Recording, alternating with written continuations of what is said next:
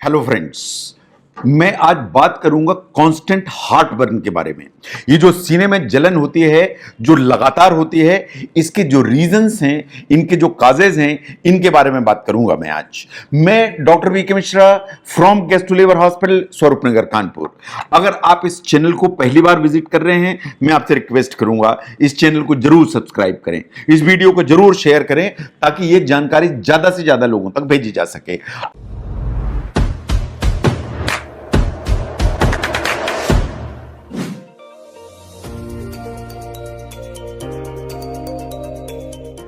आज causes of constant heart burn या सीने में जो जलन होती है लगातार, इसके बारे में बात करूंगा मैं आज।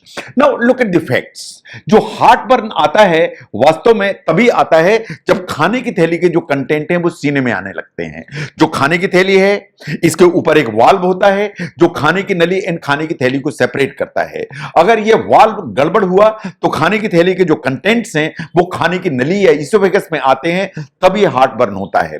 तो हार्ट बर्न होगा, खाने की नली के अंदर इरिटेशन होगा और उसके चलते जो है ना, जलन के अलावा एक पेन का सेंसेशन भी चेस्ट में आएगा। तो हार्ट बर्न आएगा, इरिटेशन आएगा एंड चेस्ट में एक पेन आएगा। ये बात बिल्कुल सही है कि इस तरह के जो सिम्टम्स हैं खाली पेट पर तो आते ही आते हैं, सवेरे सवेरे खाली पेट पर, लेकिन ये खाने के बाद अक्सर के जो सिम्टम है वो बढ़ जाते हैं। नो, अगर हम ध्यान से देखें कि जो ऑकेजनल हार्ट बर्न है या कभी कभार सीने में जो जलन की प्रॉब्लम है, इट इज वेरी कॉमन। ये किसी को भी हो सकती है। ये ओवर ईटिंग करने से हो सकती है।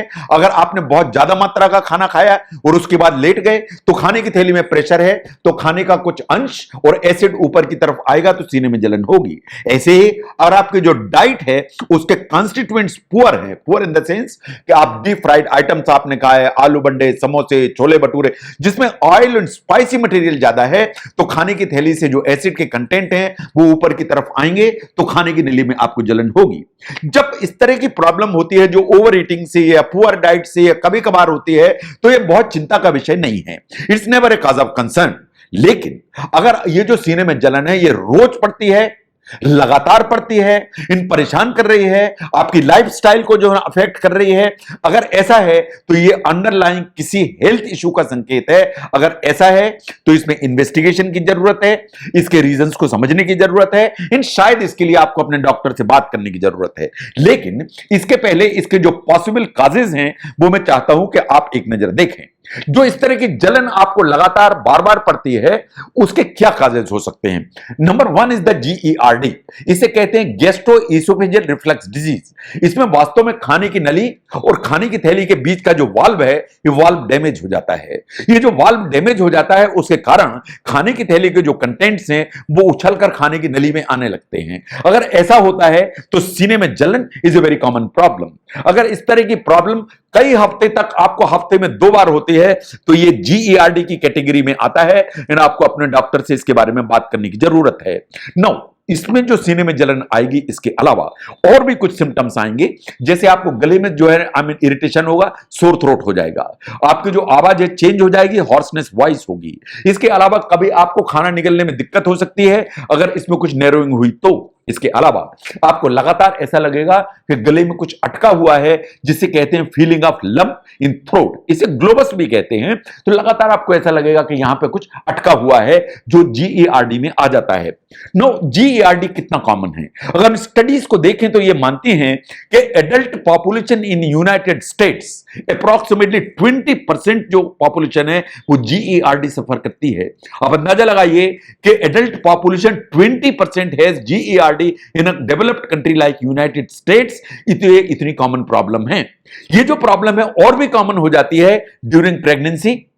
स्मोकर्स में ज्यादा प्रॉब्लम है, क्रॉनिक अल्कोहलिक्स में ज्यादा प्रॉब्लम है, ऑल दोज पीपल जो क्रॉनिक या सर्टेन मेडिकेशंस पे हैं, जैसे पेन किलर्स लेते हैं किसी प्रॉब्लम के लिए रेगुलरली, या कीमोथेरेपी पर हैं, या स्टेरॉइड लेते हैं, ये जो मेडिकेशंस हैं ये GERD के इंसिडेंस को ऊपर की तरफ ले जाती हैं। ऐसे ही अगर ओबेसिटी है, मोटापा है, BMI ज्यादा है, तो GERD का जो इंसिडेंस है वो ऊपर की तरफ जाता है। Now the next problem is the peptic ulcer disease. जो पेप्टिक अल्सर डिजीज है वो चाहे गैस्ट्रिक अल्सर हो, चाहे ड्यूनल अल्सर हो, उसमें रेट्रोस्टर्नल बर्न, रिगर्जिटेशन या खाने की नली में ऊपर की तरफ पानी आ जाना, it's a very very common problem. लेकिन इसके अलावा जो पेन है वो एपिगेस्ट्रियम में आएगा, अगर ड्यूनल अल्सर है तो खाली पेट पर आएगा, और गैस्ट्रिक अल्सर है तो खाने के बाद आएगा। इसके अलावा खाने की थैली में ब्लोटिंग की फीलिंग आएगी, जी मिचलाएगा, इन कभी कभी वॉमिटिंग भी आ जाएगी, कभी वेट लॉस भी होने लगता है। तो जो पेप्टिक अल्सर डिजीज है इज अनदर रीजन जिसके चलते लगातार सीने में जलन की जो प्रॉब्लम है वो आपको परेशान कर सकती है। तो GERD इज द वन जिससे सीने में जलन होगी, peptic ulcer disease is the two जिससे सीने में जलन होगी। नंबर 3 पर आता है हाइटस हर्निया, जो खाने की नली है और खाने की थैली, इसके बीच में वाल्व होता है। इसमें कभी कभी जो है ना वाल्व अगर डैमेज हुआ तो हर्निया हो जाता है, जिसके चलते खाने की थैली का जो पोर्शन है वो खाने की नली के अंदर आने लगता है। अगर ये डायफ्राम के थ्रू ऊपर प्रोट्रूड करने लगता है, इसे हाइटस हर्निया कहते हैं। अगर हाइटस हर्निया होगा तो सीने में जलन होगी। इसके साथ जो ना हार्ट बर्न के दूसरे जो सिम्टम्स हैं वो भी आने लगेंगे। लगातार एसिड रिफ्लक्स होगा। ये जो जलन है खाली पेट पर सवेरे होगी या दिन भर जलन का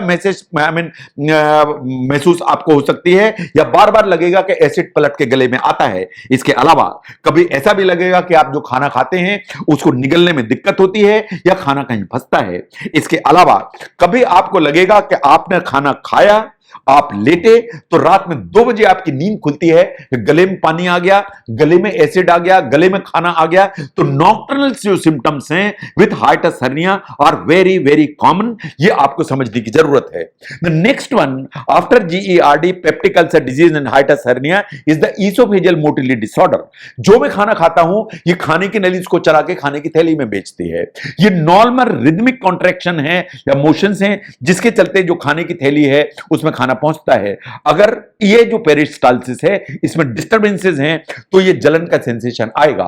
ये जो इस तरह के डिस्टर्बेंसेस हैं ये बहुत सारी डिजीजेस में आते हैं, जैसे एक्लेजिया कार्डिया है उसमें आएगा, नट क्रैकर इसोफेगस है उसमें आएगा, जैक हैमर इसोफेगस है इसमें आएगा, डिस्टल इसोफेजियल स्पाज्म इसमें आएगा। अगर इस तरह की जो प्रॉब्लम्स हैं जो इसोफेजियल मोटिलिटी डिसऑर्डर की कैटेगरी में आती हैं, अगर ये होगी तो सीने में जलन की प्रॉब्लम आएगी।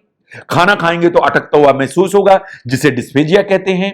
खाना खाएंगे तो यहां पे दर्द महसूस होगा जो पीछे की तरफ जाएगा जिसे ओडाइनोफेजिया कहते हैं। कभी कभी रिगर्जिटेशन होगा तो खाना वापस गले में आएगा। इन कभी वॉमिटिंग होने का भी एक डर रहेगा। तो ये इसोफेजियल मोटिलिटी डिसऑर्डर्स हैं जो प्रॉब्लम क्रिएट करेंगे। The next one is the in gastrointestinal disease, next one is the esophagitis. जो esophagitis basically एक broad term है। broad term in the sense कि खाने की नली में किसी भी किस्म कोई इन्फ्लेमेशन है, छाले हैं, दाने हैं, तो उनको वास्तव में esophagitis की श्रेणी में डाला जाता है। अगर esophagitis है तो हार्ट बर्न होगा, खाना निगलने में दिक्कत होगी, खाना खाएंगे तो इन्हें दर्द होगा जिसे ओडाइनोफेजिया कहते हैं। इन कभी कभी सोर थ्रोट की प्रॉब्लम भी खड़ी हो सकती है। जो इसोफेजाइटिस है वो बहुत सारे कारणों से होती है। बहुत सारे वायरल इंफेक्शंस हैं जो इसोफेजाइटिस का कारण होते हैं। बहुत सारे इंफेक्शंस हैं चाहे वो फंगल हो जैसे कैंडिडा इसोफेजाइटिस है, या बहुत सारे बैक्टीरियल इंफेक्शंस हैं उनके चलते ये प्रॉब्लम होती है।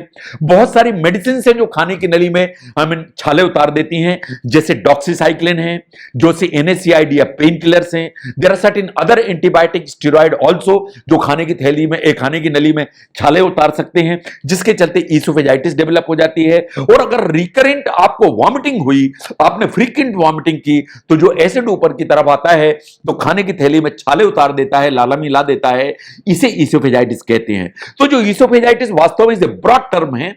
सिम्टम्स वही आएंगे कि सीने में जलन होगा, रुकावट पैदा होगी, खाना अटकेगा, और इसके बहुत सारे रीजंस हैं। Now the next one is the eosinophilic esophagitis। कभी कभी खाने की जो नली है इसका जो टिश्यू है उसमें इओसिनोफिल्स जो है ना वास्तव में एक्यूमुलेट हो जाती हैं, तो सीने की नली, खाने की नली में जलन की प्रॉब्लम बहुत प्रोमिनेंट हो जाती है। साइंटिफिकली ये जो प्रॉब्लम है इसको एलर्जी से रिलेटेड माना जाता है जो इस तरह की सिम्टम्स लेके आती है।